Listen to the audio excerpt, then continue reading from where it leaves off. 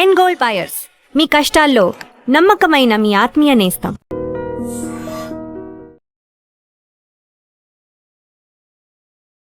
పొద్దున్నే అసలు నిద్ర లేస్తానే గోరువెచ్చని నీళ్ళు తీసుకోండి, లేదా లెమన్ టీ తీసుకోండి, గ్రీన్ టీ తీసుకోండి, తేనె గోరువెచ్చని నీళ్ళు తీసుకోండి, ఇలా చెప్తూ ఉంటారు కదా.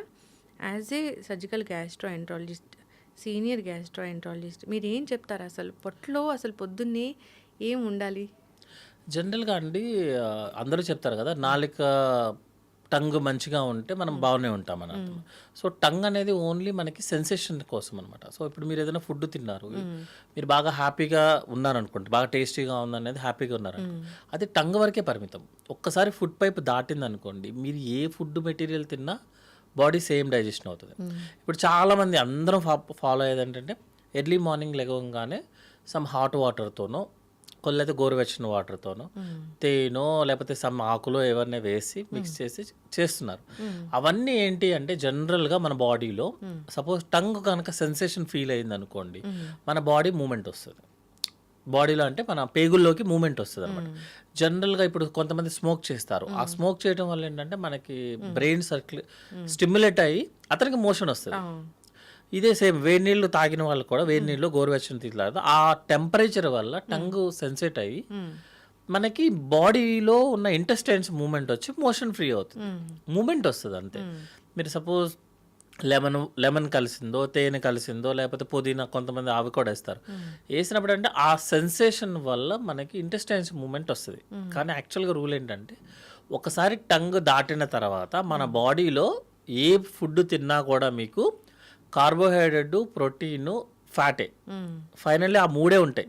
మీరు వెజ్ తినండి, నాన్ వెజ్ తినండి, ఏదైనా కార్బోహైడ్రేట్, ప్రోటీన్, ఫ్యాట్. ఇంకా కరెక్ట్గా మాట్లాడుకుంటే సోడియం, పొటాషియం, కాల్షియం, మెగ్నీషియం.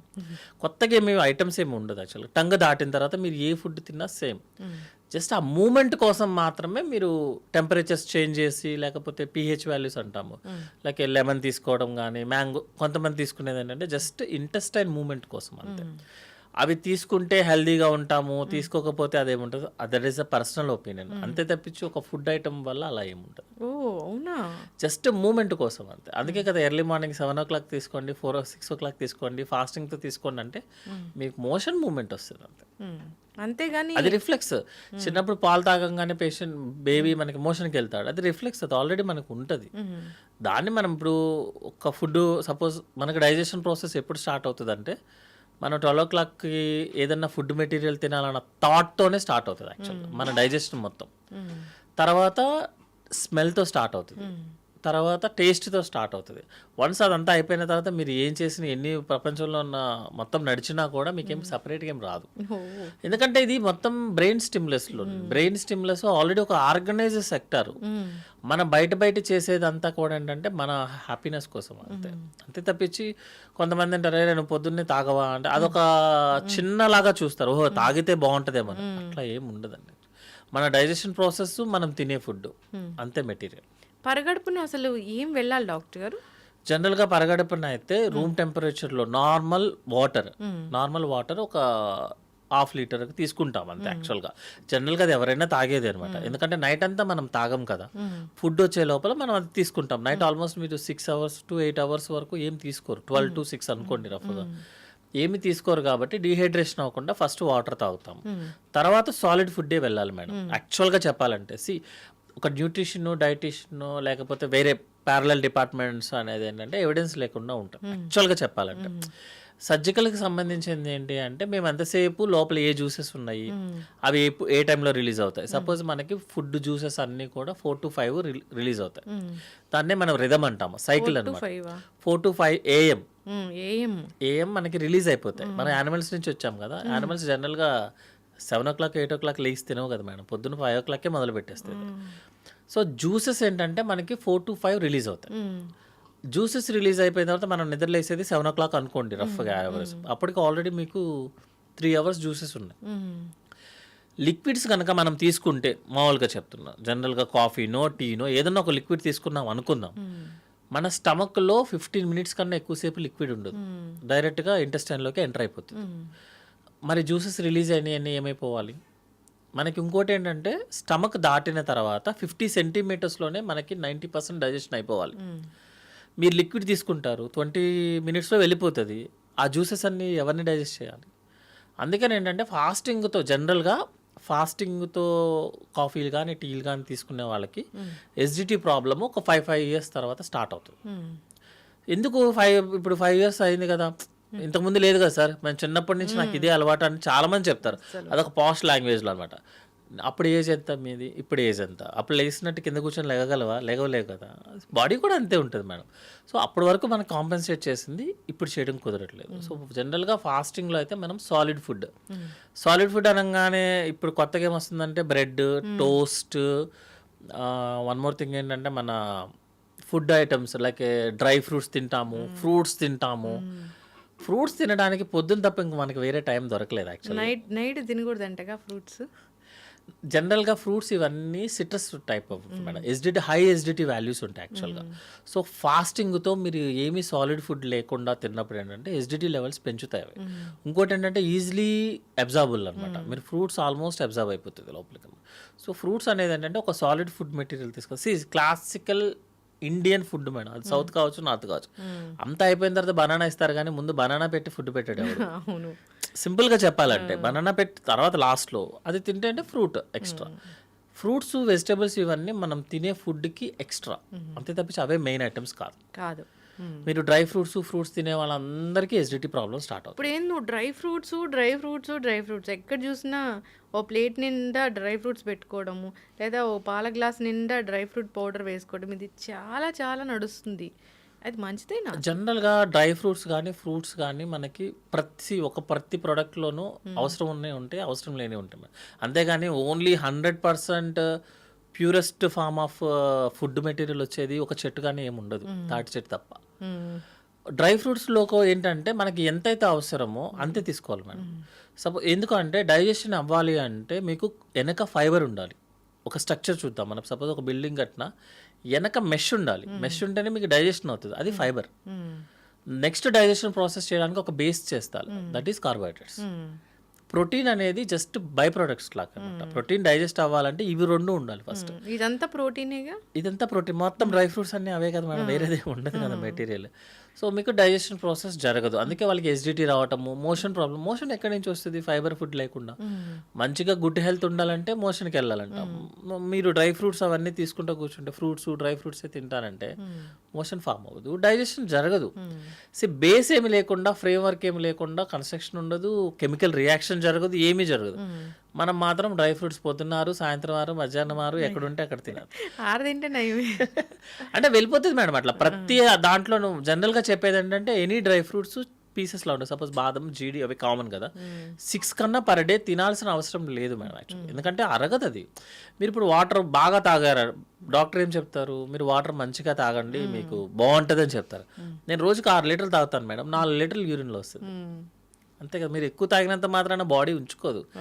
మీరు అంత హెల్దీ ఉన్నా కూడా బాడీ ఏమీ అలా చేయదు. సో డ్రై ఫ్రూట్స్ అనేది ఏదైనా limited madam. Every food is a good, but at the limited versions. మంచి ఫుడ్ అంటే త్వరగా అరిగే ఫుడ్ మంచిదా? జనరల్గా ప్రతి ఫుడ్ ఐటమ్ని మన బాడీ కార్బోహైడ్రేట్, ఫ్యాట్, ప్రోటీన్ లాగే చూస్తుంది మేడం. వాటర్, ఫైబర్, ఈ 5 ప్రోడక్ట్లోనే చూస్తుంది మీరు ఏ ఫుడ్ తిన్నా కూడా. కానీ మనం యాడ్ చేసే ఈ ఆయిల్ కానీ, స్పైసెస్ కానీ, ఫ్రై కానీ, వీటిల్ని మన బాడీ రికగ్నైజ్ చేసుకోలేదు యాక్చువల్గా. ఎందుకంటే మనం వచ్చింది అక్కడి నుంచే కాబట్టి, అప్పుడు స్పైసెస్ ఇవన్నీ లేదు కాబట్టి మన ఆయిల్ ఇవన్నీ బాడీ రికగ్నైజ్ చేసుకోలేదు. అందుకే మనకి జనరల్గా బిర్యానీస్ అవన్నీ తిన్నప్పుడు, లేకపోతే బాగా ఫ్రై ఐటమ్ తిన్నప్పుడు, తినేటప్పుడు టంగ్ హ్యాపీ ఉంటుంది, తిన్న తర్వాత పొట్ట హార్ట్ అవుతుంది, పొట్ట ఏడుస్తుంటుంది అనమాట. ఎందుకంటే అవి స్పైసెస్గా. మీరు వెజిటేరియన్ తిన్నప్పుడు పొట్ట హాయిగా ఉంటుంది, నాన్ వెజ్ తిన్నప్పుడు పొట్ట ఇబ్బంది పెడుతుంది, మళ్ళీ ఫ్రైగా తిన్నప్పుడు ఇబ్బంది పెడుతుంది, కర్రీగా తిన్నప్పుడు ఇబ్బంది పెట్టదు. అందుకని మనం యాడ్ చేసే ఆయిల్, స్పైసెస్ అవి ఇంపార్టెంట్ మేడం. అంతేగాని ఫుడ్ ఎప్పుడు సేమ్ మేడం, అంతే. Carbohydrate, protein, fat. ఇప్పుడు బిర్యానీ అనేది చాలా మంచిదని ఒక వీడియో చాలా పెద్ద వైరల్ అయింది డాక్టర్ గారు, బిర్యానీ చాలా మంచిదని. బిర్యానీ మంచిదే మేడం. ఎప్పుడు అంటే దాంట్లో ఉన్న ఆ స్పైసెస్ ఉంటాయి కదా! అన్ని రకాల స్పైసెస్ వాడతాం. అవి చాలా chemical compounds madam. Natural chemicals. Anti cancer, anti ageing. యాక్చువల్‌గా బిర్యానీ వచ్చింది ఆ బేసిస్‌లోనే. Biryani is the royal family వాళ్ళు వాడేది యాక్చువల్‌గా. మనం వాడేం కాదు. ఫస్ట్‌లో అంతా రాయల్ ఫ్యామిలీస్ తినేవి అనమాట. వాళ్ళు ఎందుకు తింటారు మేడం? మంచిదైతేనే కదా తింటారు. యాంటీ ఏజింగ్, యాంటీ క్యాన్సర్ అయితేనే తింటారు. దాంట్లో ఏమైందంటే మనం రైస్ యాడ్ చేసి, ఎక్కువ అమౌంట్ ఆఫ్ రైస్ యాడ్ చేసి, అది కూడా రైస్ అనేది కూడా ఆల్ పాలిష్డ్ రైసే. ఎందుకంటే it should be like A white colour బ్రైట్గా ఉంటేనే మనం తినగలం. అవును. డబల్ మసాలా యాడ్ చేసి స్పైసెస్ ఇంపార్టెంట్ యాక్చువల్గా అందులో. అవి మంచివి. రైస్ ఎక్కువ అమౌంట్లో రాంగ్, తక్కువ అమౌంట్లో కాదు, ఎక్కువ అమౌంట్లో రాంగ్. మళ్ళీ ఆయిల్, డాల్డా లేనిదే బిర్యానీ టేస్టీగా అవ్వదు. అది పడాల్సిందే. కొంతమంది యానిమల్ ఫ్యాట్ కూడా యూస్ చేస్తారు. అది మనం ఒప్పుకోకపోయినా మోస్ట్ ఫేమస్ బిర్యానీ పాయింట్స్ అన్నీ కూడా యానిమల్ ఫ్యాట్ యాడ్ చేస్తేనే ఆ టేస్ట్ వస్తుంది. అదొక స్టిక్కీగా అట్లా చిక్కిగా. సో ఆ టేస్ట్ కోసం మనం చేసే దానివల్ల బిర్యానీ అనేది డేంజర్ అయిపోయింది. అదే టైంలో మరి ఖాళీగా ఉన్నాం కాబట్టి పక్కన ఒక పెప్సీయో, కోకో ఏదో సంథింగ్ ఏదో కోలా డ్రింక్స్ వస్తుంది. That is very high sugars కాబట్టి డ్యామేజ్ అవుతుంది. So biryani as a such is good. అంటే వారానికి ఒకసారి తింటే మేడం అది ఇంట్లోది. బయటదైతే మాత్రం biryani as a such is the bad. Non veg కూడా అంతేగా డాక్టర్ గారు మీరు చెప్పినట్లు? నాన్ వెజ్ కూడా కర్రీ లాగా ఉన్నప్పుడు మనం ఎక్కువగా స్పైసెస్ వేయకుండా, ఎక్కువ ఆయిల్ యూస్ చేసినప్పుడు non veg is a good madam. లేకపోతే ప్రోటీన్ ఎక్కడి నుంచి వస్తుంది? మనం ప్రోటీన్ రావాలంటే నాన్ వెజ్ తినాల్సిందే కదా. వెజ్తో ప్రోటీన్స్ రావు కదా మేడం. చాలా తక్కువ వస్తుంది కదా. పప్పుతో ఈజీలీ అబ్జార్బుల్ వస్తుంది మేడం. కాకపోతే సరిపోదు యాక్చువల్గా. మీరు రోజు పప్పు తినాల్సి వస్తుంది ఎవ్రీడే. దట్ ఈస్ డైజెషన్ అవ్వదు. డాక్టర్ గారు ఈ కందిపప్పు మంచిది, చాలా తీసుకోండి, మీకు ప్రోటీన్ వస్తుంది, వెజిటేరియన్స్కి మంచి సోర్స్ ఇలా చెప్తారు. కానీ కందిపప్పు తింటే బ్లోటింగ్ వస్తుంది, గ్యాస్ వస్తుంది. జనరల్గా మేడం కొంతమందికి కొన్ని ఫుడ్ ఐటమ్స్ అరగవు యాక్చువల్గా. కొంతమందికి గోంగూర తింటే దురదలు వస్తాయి. చాలా మందికి వస్తుంది యాక్చువల్గా. అందులో కూడా ఇంగ్లీష్ గోంగూర, న్యాచురల్ గోంగూర, అందులో కూడా డిఫరెన్స్ ఉంటుంది. బెండకాయ తింటే కొంతమందికి వస్తుంది. అంటే అది ఫుడ్ ఎలర్జీకి సంబంధించిన మెటీరియల్ మేడం. బట్ ఏంటంటే కొంతమందికి పెసరపప్పు బాగా అడ్జస్ట్ అవుతారు, కొంతమంది కందిపప్పునికి అడ్జస్ట్ అవుతారు. సో ఒక పప్పు అందరికీ యునానిమస్గా కరెక్ట్ అవుతుందని చెప్పలేదు. ఏ ఫుడ్ ఎప్పుడు అవ్వదు. కొంతమందికి అసలు మిల్క్ పట్టుకుంటేనే పరిగెత్తుతారు, వామిటింగ్ సెన్సేషన్. కొంతమందికి మిల్క్ లేదే నిద్ర రాదు. సో అదేంటంటే ఒక ప్రోడక్ట్ని జనరలైజ్ చేయడం అనేది కరెక్ట్ కాదు. బట్ జనరల్గా ఏంటంటే ఈజీలీ డైజెస్టిబుల్ అయితే పెసరపప్పు యాక్చువల్గా. కందిపప్పు అనేది కొంచెం డైజెస్ట్ అవ్వదు, బట్ టేస్టీగా ఉంటుంది కాబట్టి జనరల్గా అందరూ కందిపప్పే యూస్ చేస్తారు. బట్ పెసరపప్పు ఈజ్ ఈజీలీ డైజెస్టబుల్ ఉన్న వాటిల్లో. గ్యాస్ట్రిక్ రాకుండా కందిపప్పుని మనం తీసుకోలేమా? గ్యాస్ట్రిక్ ఉన్న వాళ్ళు ఎవరైనా సరే ఒక ఫుడ్ ఐటమ్ వల్ల ప్రాబ్లం వస్తుంది సార్ అంటే ఆ ఫుడ్ ఐటమ్ ఆపమనే చెప్తాం. అంతే, ఆల్టర్నేటివ్ చూసుకోమని చెప్తామని. ఎందుకంటే ఫుడ్ ఒకసారి లోపలికి వెళ్ళిన తర్వాత మనం చేయడానికి ఏమి ఉండదు, బాడీ చేసుకోవాలి. బాడీకి కందిపప్పు అడ్జస్ట్ అవ్వట్లేదు. ఎందుకంటే మేడం మనకు తెలిసినంత వరకు ఎంజైమ్స్, జీన్స్ అనేది కొంచెమే మనకి తెలియదు కదా మొత్తం ఎన్ని ఉన్నాయి అనేది. అందరి మనుషులు అన్ని జీన్స్తోనూ పుట్టరు.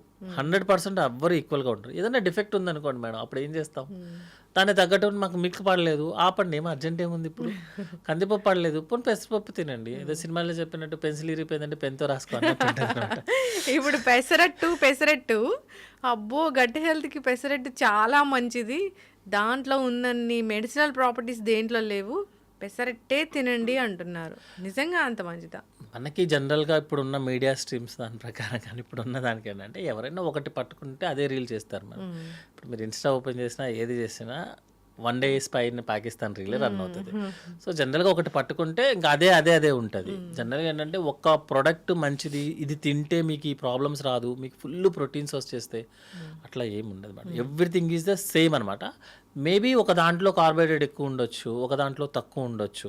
లైక్ ఇప్పుడు మీరు white rice is the completely bad అనే లేదు madam. And compare to other products కొన్ని కార్బోహైడ్రేట్స్ ఎక్కువ ఉండొచ్చు, మిగతా ప్రోడక్ట్స్ ఎక్కువ ఉంటాయి, మళ్ళీ నాన్ ఫ్యాటీ యాసిడ్స్ ఎక్కువ ఉంటాయి వైట్ రైస్లో అనమాట. సో ఏం చేస్తారంటే జనరల్గా ఒక వారం ఇది యూస్ చేయండి, ఒక వారం బ్రౌన్ రైస్ యూస్ చేయండి. మీరు కంప్లీట్గా బ్రౌన్ రైస్ వాడాం అనుకుందాం అనుకోండి, జీవితం మీద విరక్తి వస్తుంది. యూఆర్ లివింగ్ కదా, మీరు జస్ట్ ఎంజాయ్ యువర్ లైఫ్. ఎందుకు అంత కష్టాలు ఎందుకు? ఎంత అవసరమో, సపోజ్ ఈరోజు మీకు ఇంత అవసరం ఉంది అంతే తినండి, ఏముంటుంది దాంట్లో. లేదు కొన్ని రోజు వైట్ రైస్ తినండి, కొన్ని బ్రౌన్ రైస్ తినండి, కుదిరితే బ్లాక్ రైస్ తినండి డబ్బులు ఎక్కువ ఉంటే, లేదంటే కినోవా, ఏదైనా సరే ఓన్లీ కంటిన్యూస్గా ఒకటే చేయడం కుదరదు మేడం. ప్రతి ప్రోడక్ట్లో గుడ్ ఉంటుంది, బ్యాడ్ ఉంటుంది. సో ఈ మిక్స్ క్వినోవా చేసుకుంటే అనేది చాలా రిచ్ ఫుడ్ అంటున్నారు కదా డాక్టర్ గారు.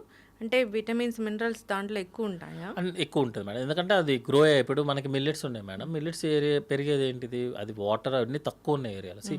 ఏదన్నా ఒక స్ట్రగుల్తో పెరుగుతుంది అనుకోండి, సపోజ్ నాటుకోళ్ళు కానీ ఏమన్నా ఉంటాయి అనుకో, అవి స్ట్రగుల్తో పెరుగుతాయి. బ్లాక్ కోడి అవన్నీ వస్తున్నాయి కదా ఇప్పుడు. స్ట్రగుల్తో పెరిగి ఎక్కువ యాక్టివిటీ చేస్తున్న ప్రోడక్ట్ ఏదైనా సరే యాక్చువల్గా గుడ్గా ఉంటుంది. అది ఎక్కువ రోజులు వాడటం కూడా కుదరదు. ఎందుకంటే ప్రోటీన్ గుడ్ కదా, కార్బోహైడ్రేట్ బ్యాడ్ కదా, షుగర్ బ్యాడ్ కదా. నేను రోజు ప్రోటీన్ తింటానంటే ఎట్లా కుదురుతుంది? వర్క్ అవ్వదు కదా.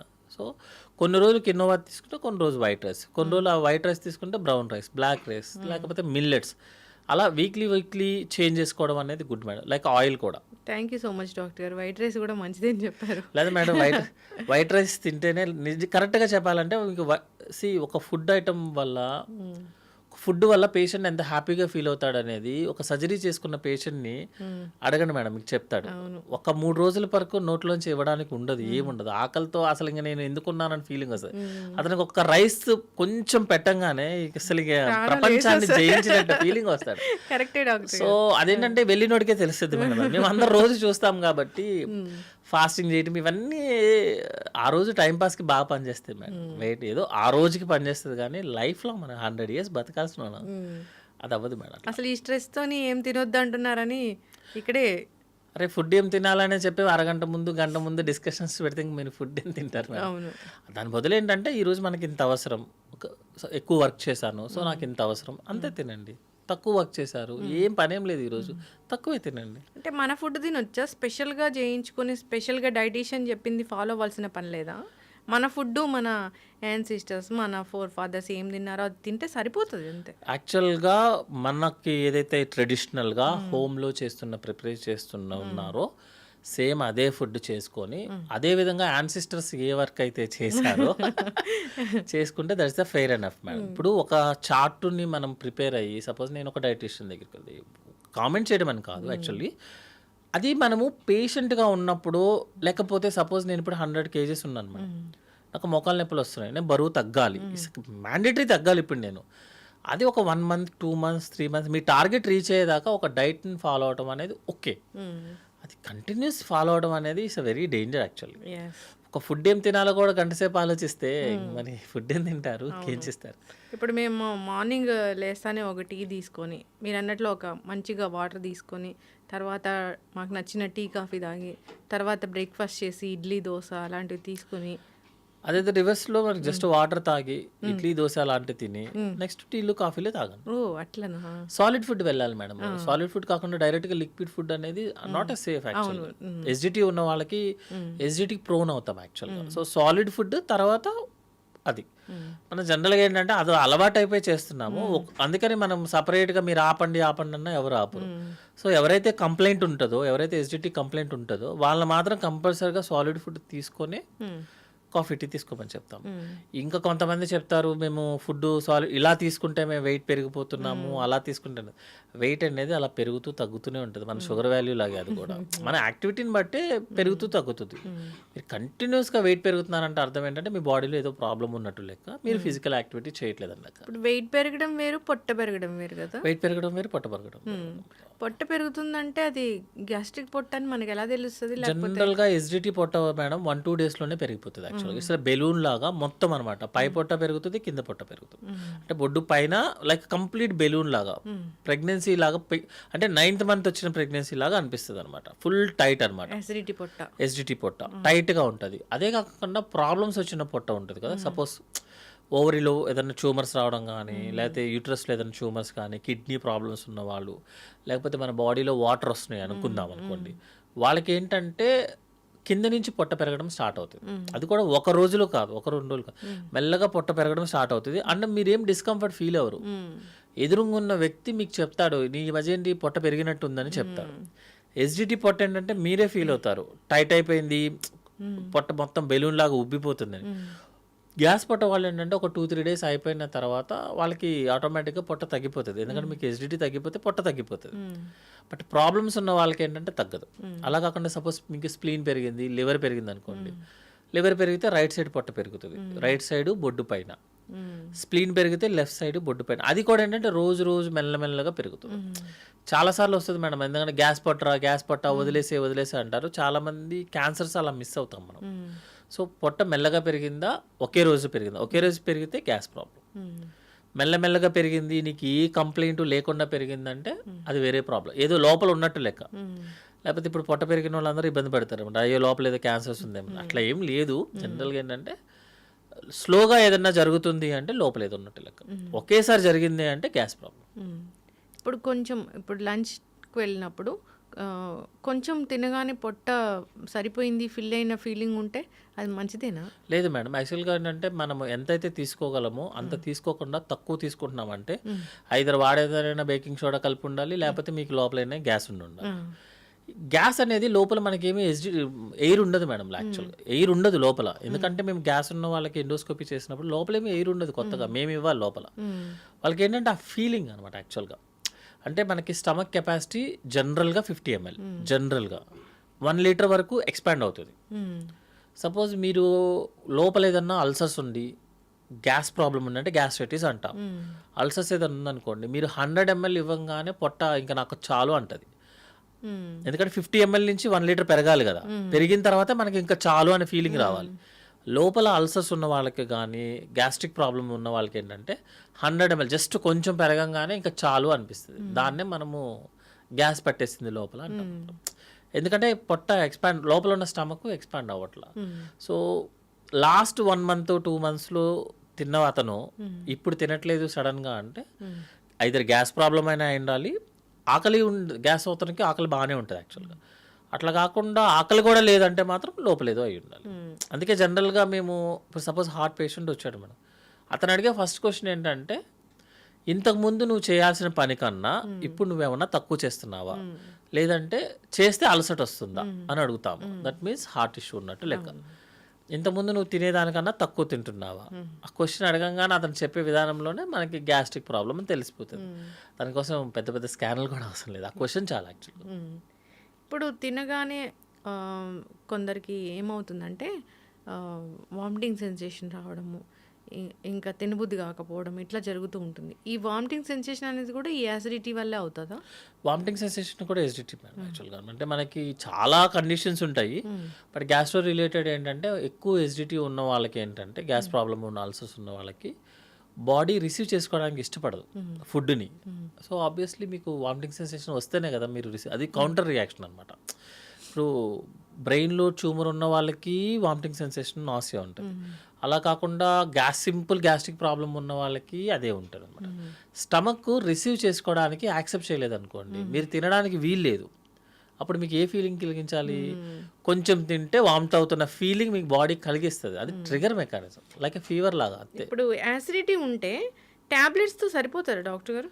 జనరల్గా ఎసిడిటీ ఉన్న వాళ్ళకి నార్మల్ రెగ్యులర్గా యూస్ చేసే మెడిసిన్ సరిపోతుంది మేడం. యాక్చువల్లీ ఫాస్టింగ్తో వేసుకోమని చెప్తాము. ఇప్పుడు లేటెస్ట్గా ఏంటంటే వితౌట్ ఫాస్టింగ్ కూడా మెడిసిన్స్ యూస్ చేయొచ్చు అనమాట. వస్తున్నాయి వచ్చాయి మేడం, ఆల్రెడీ ప్రూవెన్. అంటే ఎంటీ స్టమక్ మీద వేసుకున్న టాబ్లెట్ కన్నా బాగానే పనిచేస్తుంది, ఎఫెక్టివ్గా పనిచేస్తుంది అనమాట. బట్ ఏంటంటే అందరికీ వాడలేము ఆ టాబ్లెట్స్. ఈ సింపుల్గా అయిపోయే టాబ్లెట్ని ఎక్కువ మనీ పే చేయించలేం కదా, ఇండియాలో అవన్నీ కుదరవు యాక్చువల్గా. సో ఫాస్టింగ్తో వేసిన టాబ్లెట్ 99% పనిచేస్తే వితౌట్ ఫాస్టింగ్ 100% పనిచేస్తుంది. ఇప్పుడు ఆ పొద్దున్న పరిగడుపున వేసుకునే ఆ టాబ్లెట్ వేసుకుంటే అసలు ఆ లోపల పడిన యాసిడిటీ వల్ల వచ్చిన ర్యాష్ అంతా తగ్గిపోతుందా? 14 daysకి మనం ట్రీట్మెంట్ యూస్ చేస్తే లోపల ఉన్న మొత్తం అల్సర్స్ అన్ని క్లియర్ అయిపోతాయి. ఎందుకంటే ఎసిడిటీ ప్రొడక్షన్ తగ్గిపోతుంది కదా ఆటోమేటిక్గా, తగ్గిపోయినప్పుడు మీకు అల్సర్స్ అన్ని హీల్ అయిపోతాయి. ఎసిడిటీ ప్రొడక్షన్ రావడం అంటే ఏంటి? మేము సరిగ్గా టైంకి తినకపోతే అట్లా వస్తుంది. జనరల్గా మనకి బాడీ డైజెషన్ స్టార్ట్ అవ్వాల్సింది సెలవే మేడం, మనం ఉమ్ము దగ్గర స్టార్ట్ అవుతుంది, ఫుడ్ పైప్లో ఏం జరగదు. స్టమక్లోకి రాగానే మనకి ఏదైతే pH వాల్యూ ఉండాలో 0.8 అది ఉండాలన్నమాట. దట్ ఈజ్ ఎసిడిటీ, ఎసిడిటీ కాదు యాసిడ్ ఉండాలి. మీరు కనుక ఓవర్గా డైట్ చేయకుండా స్ట్రెస్ లెవెల్స్ ఎక్కువైపోయి యాంగ్జైటీ ఫీల్ అవుతూ నిద్ర లేదనుకోండి, హార్మోన్స్ లెవెల్స్ పెరుగుతాయి. కౌంటర్ రియాక్షన్ కింద మనకి యాసిడ్ రిలీజ్ అవుతుంది, ఎక్కువ రిలీజ్ అవుతుంది. సో యాసిడ్ ఉండాలి, కానీ ఎక్కువ రిలీజ్ అయితే ప్రాబ్లం వస్తుంది. అందుకే మీరు ఎసిడిటీ టాబ్లెట్స్ ఎక్కువ రోజులు యూజ్ చేయొద్దని చెప్తాం అనమాట. ఎందుకంటే మీరు టాబ్లెట్స్ ఎక్కువ రోజులు వాడుతున్నారు అనుకోండి, అసలు ఉండాల్సిన యాసిడ్ కూడా ఉండదు. యాసిడ్ లోపల స్టమక్లో ఉంటేనే మన ఫుడ్ అరుగుతుంది. అవును. మీరు ఒక 1 మంత్‌కి రాస్తే సంవత్సరం పాటు కూడా వాడతారు. మరి అది బాగా పనిచేస్తుంది కదా మేడం, కౌంటర్ మెడికేషన్ కదా. దాంతో ఒక చిన్న ప్రాబ్లం వస్తుంది మేడం. యాక్చువల్లీ ఎసిడిటీ ఎక్కువ ఉన్నా మీకు ఇబ్బంది, అసలు యాసిడ్ లేకపోయినా ఇబ్బంది. రెండు మనకి ఇండైజెషన్ లాగే ఫీల్ అవుతుంది. పేషెంట్ ఏం చేస్తాడు, నాకు ఇండైజెషన్ లాగా ఉంది, డాక్టర్ గారు టాబ్లెట్ రాస్తారు కాబట్టి వేస్తాడు, అది పని చేయదు. కంపెనీలు మారుస్తారు. మీరు చాలా మంది యాసిడ్ టాబ్లెట్స్ వాడడం చూడండి, కంపెనీలు మారిపోతాయి. ఒమిప్రోజోల్, ప్యాంటాప్రోజోల్, ఈసోమప్రోజోల్, లాక్సోమప్రోజోల్ అన్ని కంపెనీలు మారిపోతుంటాయి. లైక్ మోషన్ సిరప్ మార్చినట్టే మార్చేస్తారు. ఎందుకంటే అది పనిచేయట్లేదు అంత ఫీలింగ్. ప్రాబ్లం ఎక్కడ వస్తుందంటే మీరు ఎక్కువ వాడేసి లోపల ఉన్న యాసిడ్ ప్రొడక్షన్ ఆపేస్తున్నారు, దానివల్ల మనకి ఇండైజెషన్ వాడుతుంది. అందుకే ఎస్జిటి అనేది మ్యాక్సిమం 45 days, అంతకు మించి ఎక్కువ వాడటం అనేది సేఫ్ కాదు. అబ్జార్ప్షన్ పోతుందా న్యూట్రియంట్స్? అసలు డైజెషనే స్టార్ట్ అవుతుంది. మీరు సపోజ్ ఇప్పుడు ఉమ్ము మింగకుండా ఊసేస్తున్నారు అనుకోండి, డైజెషనే స్టార్ట్ అవుతుంది. అసలు ఫుడ్ స్టార్ట్ అవ్వాల్సిందే సెరవెల్లో, తర్వాత స్టమక్ వెళ్ళిన తర్వాత గ్రైండింగ్ అవుతుంది. మనకు ఎవరైతే యాసిడ్ ఉందో లోపల, యాసిడ్ కావాలి అది యాక్చువల్లీ. యాసిడ్ లేకుండా మీకు ఫుడ్ డైజెస్ట్ అయ్యే ఛాన్సే లేదు. అందుకనే ఈ ఎవరైతే ఫుడ్ ప్రోడక్ట్స్ ఎక్కువ వాడతారో, ఈ టాబ్లెట్స్ ఎక్కువ వాడతారో వాళ్ళకి ఇండైజెషన్ వచ్చేస్తుంది. పుల్లెట్ థెరపీలు వస్తే అన్నం అరగనట్లేనా మనం తీసుకున్నది? పుల్లెట్ థెరపీలు అంటే జనరల్గా ఇండైజెస్ట్ అయిన, అంటే డైజెస్ట్ అవ్వన్న ప్రోడక్ట్ ఇంకా స్టమక్లో మిగిలిపోయింది అనుకోండి మేడం, మనకి మామూలుగా ఏంటంటే ఒక పర్ డే అట్లీస్ట్ ఒక 8 to 10 times తేన్పులు వస్తాయి. ఎందుకంటే ఇప్పుడు మాట్లాడుతున్నప్పుడు గ్యాస్ లోపలికి వెళ్ళిపోతుంది, అంటే ఎయిర్, గ్యాస్ కాదు ఇది ఎయిర్. తింటున్నాము, మింగుతున్నప్పుడు ఎయిర్ లోపలికి వెళ్తుంది, అది బయటికి రావాలి కదా, అదే తేన్పులు యాక్చువల్గా. ఇప్పుడు మీరు బిర్యానీ తింటున్నప్పుడు జనరల్గా అందరికి వస్తుంది స్పైసీ ఫుడ్ అదేంటంటే మనం తినేటప్పుడు మనం మింగేస్తాం చాలా ఎయిర్ని, అది బయటికి తీయడానికి ఒక మెకానిజమే తేన్పులు. సపోజ్ ఆ మెకానిజం కనుక ఎక్కువ అయిందనుకోండి, మీరు ఎక్కువ చేసేసి ఎక్కువ తేన్పులు చేశారనుకోండి, అందులోంచి మన ఫుడ్ పైకి వస్తుంది. పైకి రాగానే మనకి పుణ్యం తేన్పులు రావటము, జనాలకి స్మెల్ రావటము, గొంతు నొప్పి రావటము, అవన్నీ జరుగుతాయి అనమాట. సో తేన్పు అనేది 8 to 10 times ఈజ్ సేఫ్. మరి 8 to 10 times అని చెప్తే ఇప్పుడు మన వాళ్ళందరూ 8 to 10 times లెక్క కడతారు, అట్లా కాదు. మినిమం తేన్పులు చేయడం అనేది సేఫ్ అవుతుంది కూడా. ఇప్పుడు నేను మాట్లాడుతున్నప్పుడు చాలా ఎయిర్ లోపలికి వెళ్తుంది, అది నేను తీయాలి కదా తర్వాత, అది ఆటోమేటిక్గా వస్తుంది. ఎక్కువ అయితేనే ప్రాబ్లం. డాక్టర్ గారు, ఇప్పుడు ఎప్పటి నుంచో ఉందే ఇది, వాటరు ఫుడ్ తీసుకునే 1/2 hour ముందు వాటర్ తాగండి, ఫుడ్ తింటూ వాటర్ తాగొద్దు అంటారు కదా, తాగాలనిపిస్తుంది కదా డాక్టర్ గారు? మేడం అది ఎట్లా ఉంటుంది అంటే, మీరు ఫుడ్ తక్కువ తినాలి అంటే ఆ 15 నిమిషాల ముందు వాటర్ తాగండి, మీరు ఫుడ్ తక్కువ తింటారంటారు. ఫుడ్ ఎక్కువ తినాలంటే తినొద్దు అని చెప్తారు, మిక్స్ చేయమని చెప్తారు, ఫుడ్ తినేసిన గంట తర్వాత తినమని చెప్తారు. మీ stomach capacity is 1 liter, full capacity. నార్మల్గా ఉండే 50 ml, మీ ఫుల్ కెపాసిటీ 1 liter. మీరు ఫుడ్ తిన్నా, food with water, without water ఏం చేసినా స్టమక్ 1 liter వరకు మంచిగా తీసుకుంటుంది. మీరు వాటర్ తీసుకున్న వాటర్ 15 minutesలో కిందకి వెళ్ళిపోతుంది, అంటే ఇంటెస్టైన్లోకి వెళ్ళిపోతుంది. మీ ఏదైతే సాలిడ్ ఫుడ్ తిన్నారో ఆ ఫుడ్ 4 to 5 hours స్టమక్లోనే ఉంటుంది. మీకు తెలిసిన తెలివితేటలు మన బాడీకి తెలియదు, అందుకని మీరు ఏం తీసుకున్నా దాని మెకానిజంలో అది వెళ్ళిపోతుంది మేడం. మీరు వాటర్ ఎప్పుడైనా తాగండి. 4-5 గంటలు సాలిడ్ ఫుడ్ స్టమక్లో ఉంటుంది మేడం, 4-5 గంటలు వాటర్ లేకుండా మీరు ఎలా ఉంటుంది? ఇవన్నీ ఏంటంటే ఇట్స్ అ పర్సనల్ ఎక్స్పీరియన్సెస్ అనమాట. జస్ట్ ఆ రోజుల్లో మా తాతగారు అలా చేసేవాళ్ళు అని కంటిన్యూ అవుతుంది, దానికి ఎవిడెన్స్ ఉండదు మేడం. ఓహో, ఇలా చేస్తే అసలు ఫుడ్ అరగదేమో. దానికి 15 minutesలో మీరు ఏ ఫుడ్ తీసుకోండి, ఈవెన్ ఆల్కహాల్ తీసుకున్నా సరే 15 minutes తర్వాత స్టమక్ నుంచి ఇంటెస్టైన్లోకి వెళ్ళాల్సింది. అది మెకానిజమే దానికి క్రియేట్ అయింది. మీరు దాన్ని మిక్స్ చేస్తే డేంజరు, మిక్స్ చేయకపోతే డేంజరు, అదేమి ఉండదు.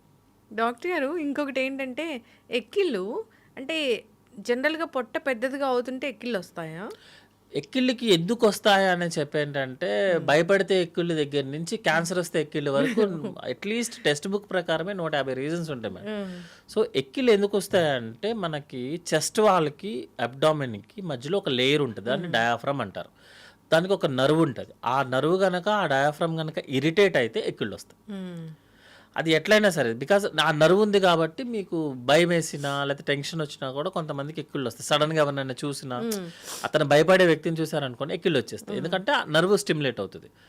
జనరల్గా ఎక్కిళ్ళు రావడానికి రీజన్ ఏంటంటే గ్యాస్ ప్రాబ్లం. ఎందుకంటే మనకి స్టమక్ ఉండే ఏరియా కరెక్ట్గా ఆ డయాఫ్రమ్ దగ్గర ఉంటుంది. స్టమక్ బాగా ఉబ్బింది అనుకోండి, లోపల స్టమక్, బయట స్టమక్ కాదు, లోపల స్టమక్ ఉబ్బింది అనుకోండి, ఆ డయాఫ్రమ్ వాల్ ఇరిటేట్ అవుతుంది. ఇరిటేట్ అవ్వగానే మనకి ఎక్కిళ్ళు స్టార్ట్ అవుతాయి.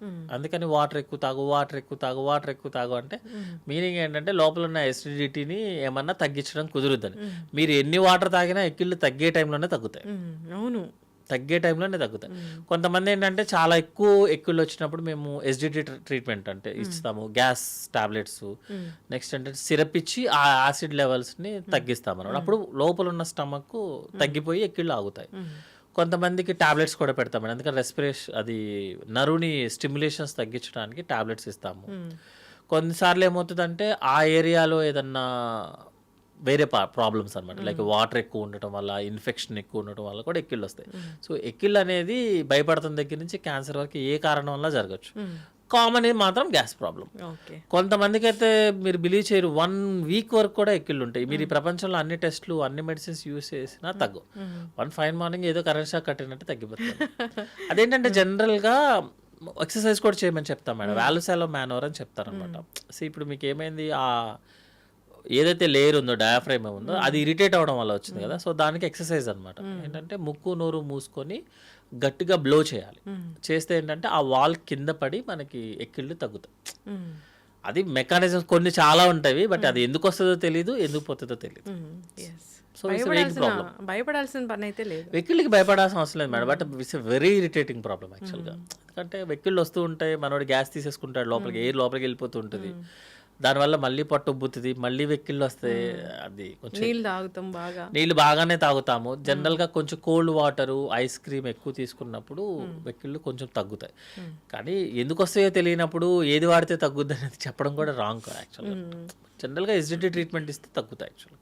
ఈ గట్ హెల్త్ పాడు చేయడానికి మెయిన్ కారణం ఫుడ్స్ ఇవి కాదు. అయితే ఫుడ్ మెటీరియల్ కాదు మేడం యాక్చువల్గా, అంటే వెజ్ కాదు, నాన్ వెజ్ కాదు, ఫుడ్ మెటీరియల్ కాదు. ఫుడ్లో వాడే ఎక్స్ట్రా ఐటమ్స్, సాల్ట్, పెప్పర్, తర్వాత ఏంటంటే ఆయిల్, ఇవే మెయిన్. అదే టైంలో స్ట్రెస్, స్లీప్ లేకపోవడం. మీరు చెప్పినట్లు లక్షణాలన్నీ చూసుకున్నారు, కానీ గట్ హెల్త్ బాగాలేదని తెలిస్తే ప్రోబయోటిక్, ప్రీబయోటిక్స్ ఇట్లాంటివి ఉంటాయి కదా, ఏం తీసుకోవాలి అసలు? జనరల్గా మనకి ఇండైజెషన్ ప్రాబ్లం వచ్చినప్పుడు ఫస్ట్ ఎసిడిటీ ట్రీట్మెంట్ తీసుకోమని చెప్తాం మేడం. గట్ హెల్త్ అనేది మంచి name, it's very good name actually, చాలా పాపులర్ నేమ్. ఎందుకంటే గట్ అనేది మనకి సెకండ్ బ్రెయిన్ కింద లెక్క. బ్రెయిన్లో కన్నా ఎక్కువగా నర్వ్ బ్రెయిన్ని గట్లో ఉన్నటువంటి నరాలన్నింటినీ కలిసి మనం ఒక ముద్దలా చేస్తే గట్లోనే ఎక్కువ నరాలు ఉంటాయి యాక్చువల్గా. సో ఇట్స్ సెకండ్ బ్రెయిన్ కింద. మనకి కూడా ఒక హార్ట్ ఉంటుంది, కాల్లో కూడా ఇంకో హార్ట్ ఉంటుంది. So cough muscle is a heart యాక్చువల్గా, అందుకే కాఫ్ మజిల్ ఎక్సర్సైజ్ చేయమని చెప్తారు రోజు అనమాట. సో గట్లో ఏంటంటే మనకి మేడం లోపల ఉన్న లేయర్కి బ్లడ్ సప్లై కానీ, ఫుడ్ మెటీరియల్ కానీ, లోపల ఉన్న బ్యాక్టీరియా ఫుడ్ని డైజెస్ట్ చేస్తుంది యాక్చువల్గా. ఎందుకంటే స్మాల్ ఇంటెస్టైన్ ఒక 200 మీటర్స్ దాటిన తర్వాత, 200 సెంటీమీటర్స్ దాటిన తర్వాత మన జ్యూసెస్ ఏమి ఉండవు, జస్ట్ బ్యాక్టీరియా డైజెస్ట్ చేస్తుంది అనమాట. అది గుడ్ బ్యాక్టీరియా యాక్చువల్గా.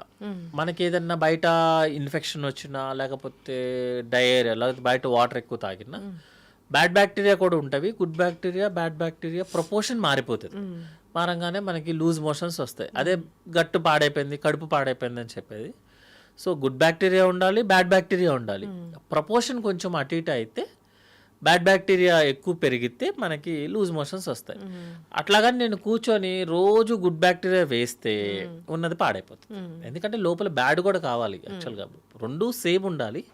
గుడ్ కొంచెం పెద్దగా ఉండాలన్నమాట, ఎక్కువ ఉండాలి. మరి ట్రీట్మెంట్ అంటే ఏం చేసి, ఇప్పుడు మనకి లూజ్ మోషన్స్ వచ్చాయి మేడం, మీరు గుడ్ బ్యాక్టీరియా యాంటీబయాటిక్స్ ఎన్ని వాడితే అంత డేంజర్ యాక్చువల్గా లూజ్ మోషన్స్లో. ఎందుకు లూజ్ మోషన్స్ అంటేనే బ్యాడ్ బ్యాక్టీరియా పెరగడం వల్ల, గుడ్ బ్యాక్టీరియా తగ్గడం వల్ల.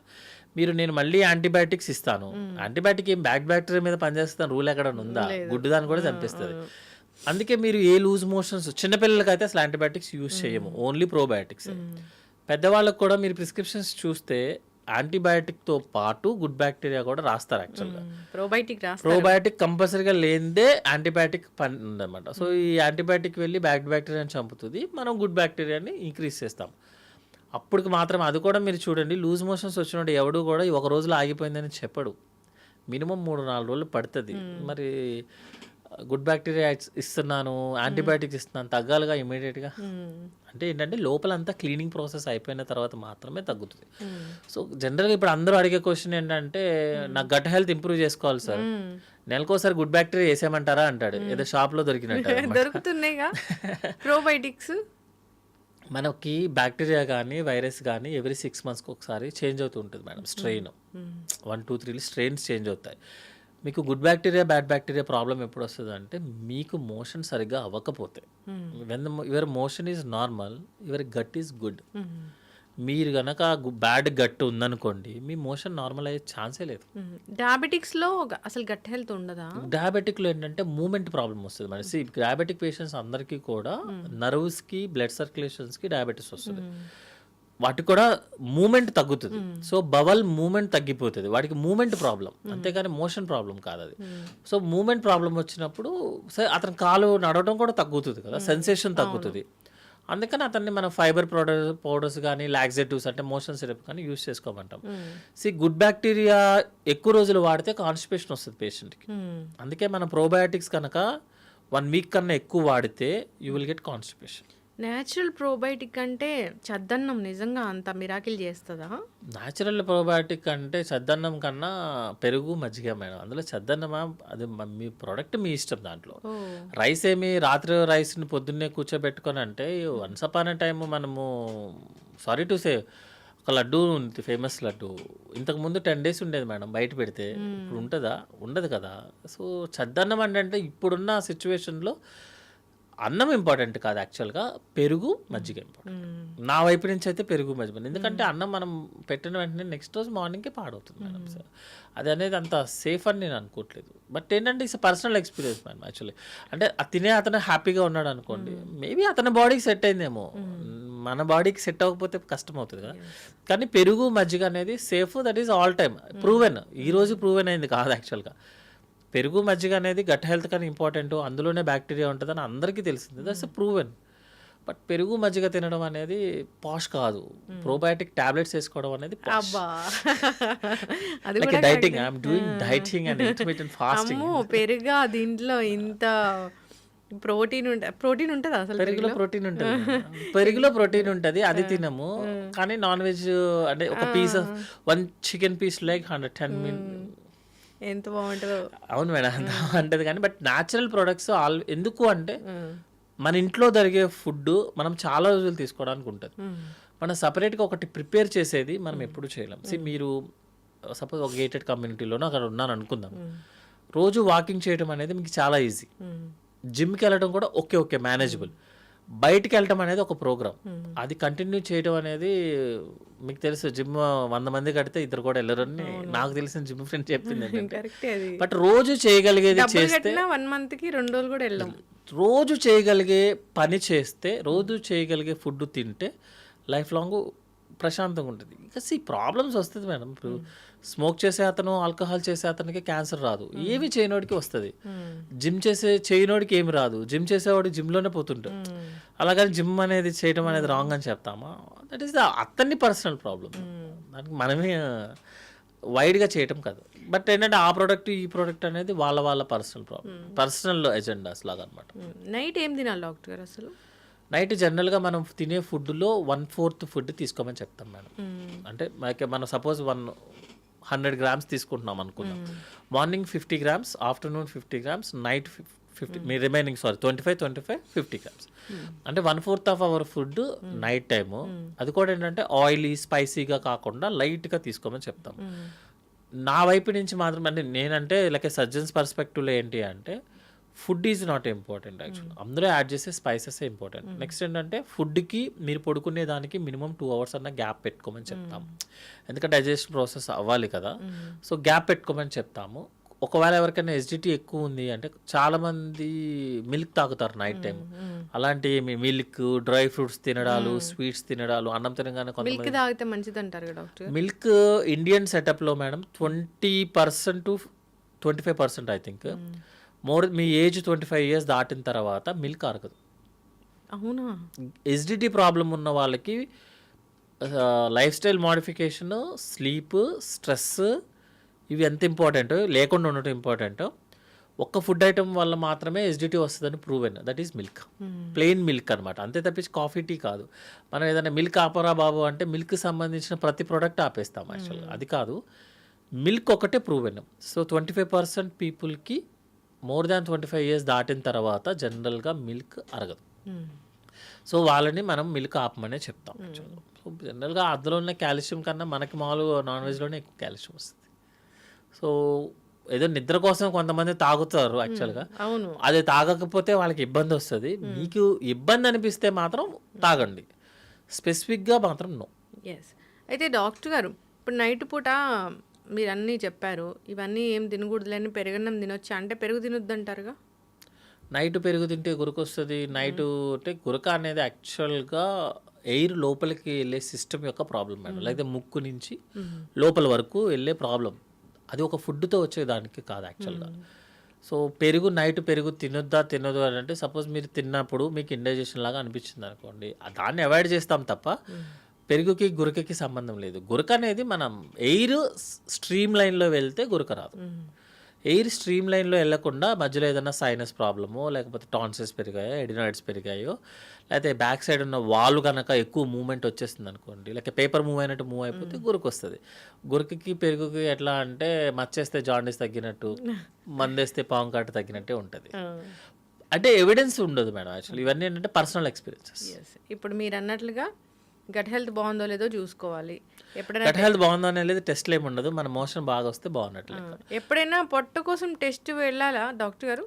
జనరల్గా సిమ్టమ్స్ వస్తేనే చేయమని చెప్తాం. మోర్ దాన్ 50 years ఏజ్ ఉన్న వాళ్ళకి రెగ్యులర్గా ఒక 1 yearకో 2 yearsకో ఒకసారి just normal abdominal scan. Next ఏంటంటే వాళ్ళకి ఏదైనా డయాబెటిక్ కానీ, హైపర్ టెన్షన్ కానీ, రిస్క్ ఫ్యాక్టర్స్, స్మోకింగ్, ఆల్కహాల్ ఉన్నాయి అనుకోండి, basic general health checkup, like మనకి బ్లడ్ పర్సంటేజ్ ఎంత ఉందో, సిబిపి, కిడ్నీలు బాగున్నాయా లేదా, సీరం క్రియాటినిన్, లివర్ బాగా చేస్తుందా లేదా, LFT test, liver function test, ఒక స్కాన్. నెక్స్ట్ ఫీమేల్ అయితే ఒక ఎగ్జామినేషన్ విత్ ప్యాప్స్ మీరు. నెక్స్ట్ ఏంటంటే బ్రెస్ట్ ఎగ్జామినేషన్ సరిపోతుంది యాక్చువల్గా, దానికోసం మళ్ళీ స్కాన్లు చేయించి రేడియేషన్స్ చేసుకోవాల్సిన అవసరం లేదు. బేసిక్ చేయించుకుంటే చాలు. మనం బేసిక్ జనరల్ హెల్త్ చెకప్ అంటే కాల్షియం, మెగ్నీషియం దగ్గర మొదలుపెట్టి చేస్తారు మన దగ్గర.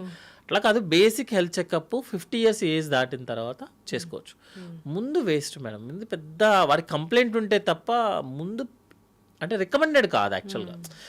ఇప్పుడు మనం చేసుకోండి అనగానే 20 years నుంచి 50 years వాళ్ళకి చేసుకోవడం మొదలు పెడితే చాలా ఫైనాన్షియల్ చేసుకోవాల్సి వస్తుంది డాక్టర్ గారు. 25 years ఆఫ్ ఏజ్లోనే హార్ట్ అటాక్ సిమ్టమ్ లేకుండా వచ్చి చనిపోయే వాళ్ళని చూస్తున్నాం. మరి అది అతను వాకింగ్ చేసేటప్పుడు, యాక్టివిటీ చేసేటప్పుడు తను ఐడెంటిఫై చేసుకోవాల్సిన ప్రాబ్లం.